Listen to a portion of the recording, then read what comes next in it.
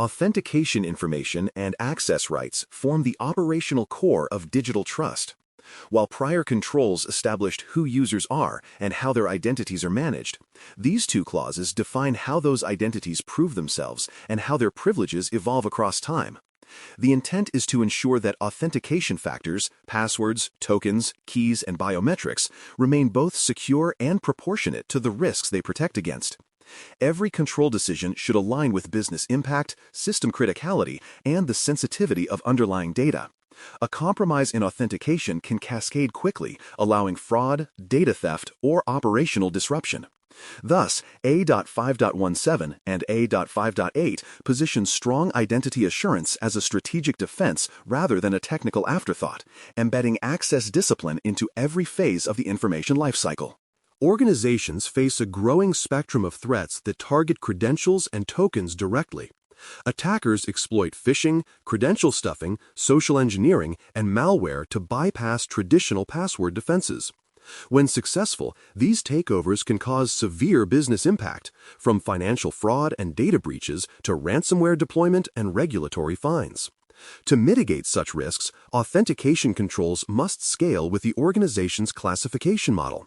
The more sensitive the system, the stronger and more layered the proof of identity must be.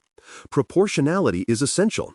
A developer accessing a code repository may require multi-factor authentication, while an executive approving financial transfers might need hardware tokens or biometric verification. This alignment ensures that security investments match exposure, rather than treating all access as equal. Generating secrets requires rigor that reflects the evolving threat landscape.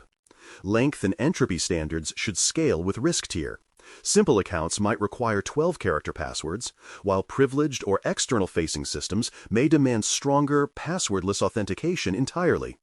Unique per-service rules eliminate cross-system reuse, a major vector for compromise in credential stuffing attacks. Generation processes must rely on verifiable randomness rather than human creativity, ensuring that patterns cannot be guessed or brute-forced. Preference should be given to passwordless authentication, such as public key cryptography or hardware-based authenticators, that removes static secrets from the equation altogether. Each issuance should produce an audit record, establishing traceability and accountability for how authentication material was created. Once generated, authentication data must be stored and protected using hardened methods. Passwords should never be stored in plain text, nor with outdated hashing algorithms. Instead, salted hashes combined with modern key derivation functions like Argon2 or bcrypt provide resistance against brute force recovery. Cryptographic keys and tokens should be kept in hardware-backed storage, such as trusted platform modules or hardware security modules, isolating them from user access. Vaulting systems, segmented by role or environment, prevent administrators from viewing or extracting secrets without approval. Encryption at rest and in transit is non-negotiable, ensuring protection against interception or storage compromise.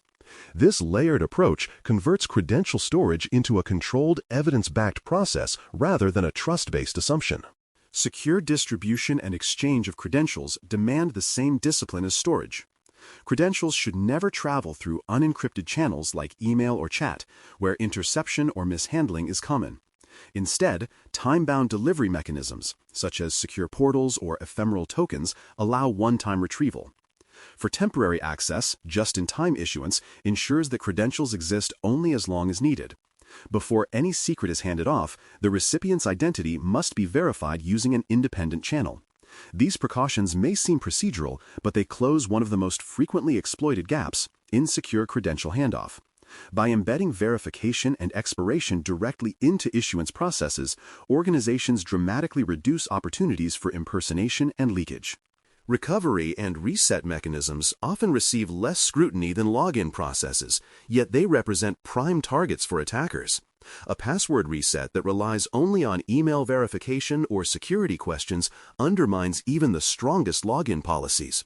Strong identity proofing must be required before any credential change, ideally using previously enrolled factors or direct administrator verification. Step-up authentication, requiring additional proof during sensitive operations, adds an extra layer of defense. Recovery events should produce tamper-evident logs, capturing initiator identity, time, and method used. Cooldown periods and automatic notifications to account owners allow early detection of fraudulent resets. These safeguards transform recovery from a vulnerability into a controlled, auditable function.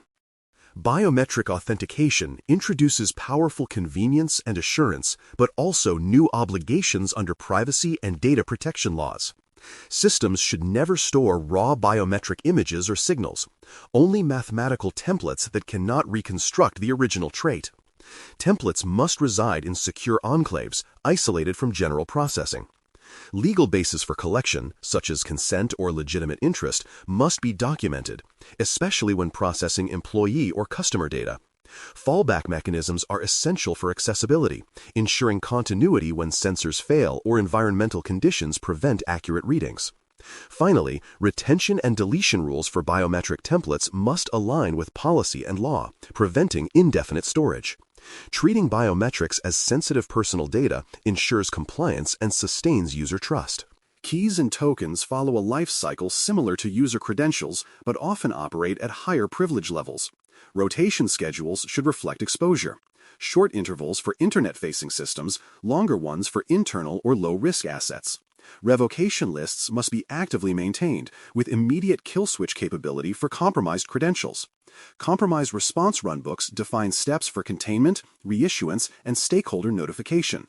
Every key or token must have a designated owner, visible in an active inventory that distinguishes between operational and deprecated items. Managing this lifecycle turns key-based access from an opaque technical process into an accountable governance practice. Through rotation, tracking, and revocation, organizations maintain control over trust anchors that form the foundation of digital assurance.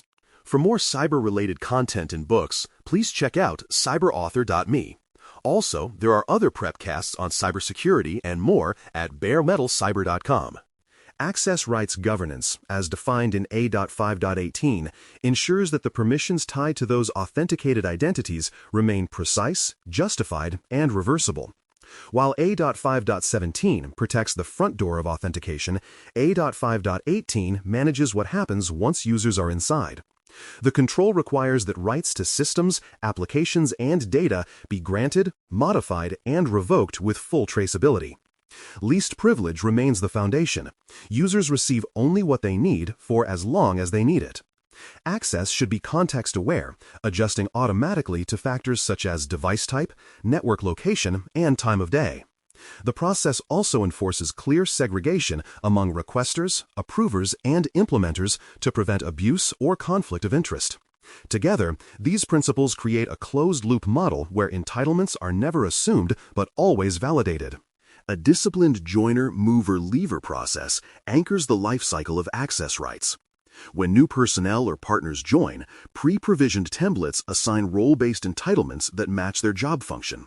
Movers, employees shifting departments or roles, trigger differential reviews, ensuring access aligns with their new responsibilities rather than carrying forward old privileges. For leavers, instant deprovisioning is critical. Any delay can leave systems vulnerable to unauthorized access or sabotage. Dependency checks confirm that shared or service accounts linked to the user are not disrupted accidentally. Finally, a post-change audit confirms that no residual access remains.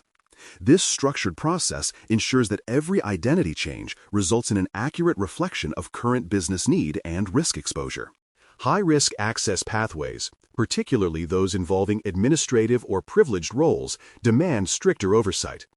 Just-in-time elevation models grant temporary privileged access only when required, automatically revoking it afterward. Sessions should be recorded in full, with command-level restrictions preventing dangerous or destructive actions. Some operations warrant peer approval or multi-party authorization, ensuring that no single person can act unilaterally in sensitive environments. Business owners must periodically attest to the necessity of these elevated entitlements, verifying that they remain justified and proportionate.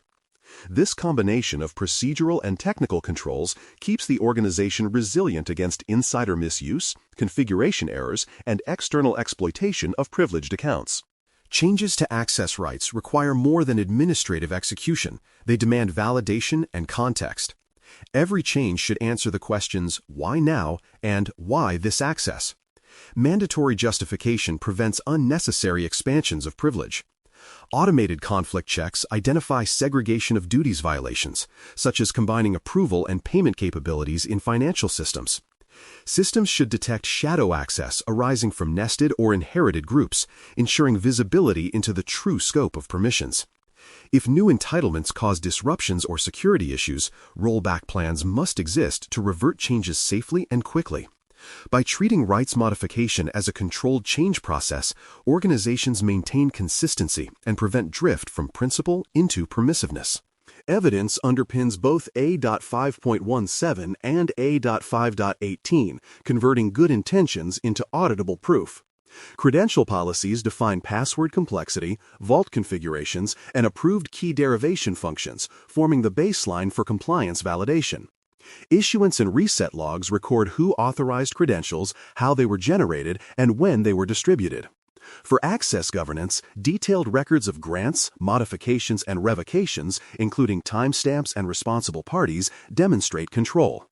Recertification results and exception registers document how deviations were discovered and resolved. These artifacts form the evidence backbone during audits, investigations, or certifications, proving that access and authentication are managed through structured, repeatable, and defensible processes. Monitoring and detection mechanisms extend protection beyond setup and policy, providing real-time assurance. Systems must identify anomalies such as impossible travel logins, brute force spikes, or unusual token replays. Behavioral analytics tools assign risk scores to detect compromised accounts or automation misuse. Correlation with change management and incident response systems allows analysts to see when unusual access coincides with configuration changes or policy exceptions. When high-risk signals emerge, automated suspension workflows can temporarily lock accounts pending investigation. This rapid containment capability ensures that even if authentication or authorization controls are bypassed, detection and response close the gap before damage occurs. Cloud and supplier ecosystems add new complexity to access governance. Federated access across SaaS platforms must use scoped claims that enforce least privilege rather than replicating entire directory entitlements. Deprovisioning through SIM or API integration ensures that leaver events propagate instantly to external tenants. Contracts with vendors should require MFA enforcement, access logging, and incident reporting standards equivalent to internal expectations. Emergency offboarding playbooks define how to terminate partner access quickly if a breach or contractual dispute arises. Regular sampling of access rights across connected tenants validates compliance and uncovers deviations. Managing supplier access with the same rigor as internal users maintains a unified defense perimeter across organizational boundaries. Despite decades of guidance, familiar pitfalls continue to erode the effectiveness of authentication and access programs. Secrets stored in source code or configuration files expose critical systems to trivial compromise. Legacy groups granting blanket administrative rights persist long after they are needed. Reset processes are often weaker than primary login flows, allowing attackers to bypass strong controls through social engineering. Delayed revocation after role changes or vendor terminations leaves dormant accounts vulnerable to abuse. Addressing these issues requires equal emphasis on cultural awareness, automation, and governance enforcement. Preventing mistakes must be as embedded in daily operations as technical compliance itself. Metrics provide insight into the maturity and health of authentication and access governance. Key indicators include the median time to revoke access after leaver events, the percentage of accounts protected by phishing-resistant MFA, and the frequency of segregation of duties conflicts detected before approval. Tracking the number of credential compromise incidents and observing quarter-over-quarter reductions demonstrate whether controls are achieving their intended outcomes. Trend analysis identifies departments or systems lagging in compliance and highlights best performers for knowledge sharing. Metrics transform what could be a static compliance exercise into an ongoing performance management function, aligning technical execution with business accountability. Authentication and access rights controls are inherently dynamic. They must evolve alongside the threat landscape and organizational complexity. Regular reviews, continuous automation, and strong governance partnerships ensure they remain relevant and effective.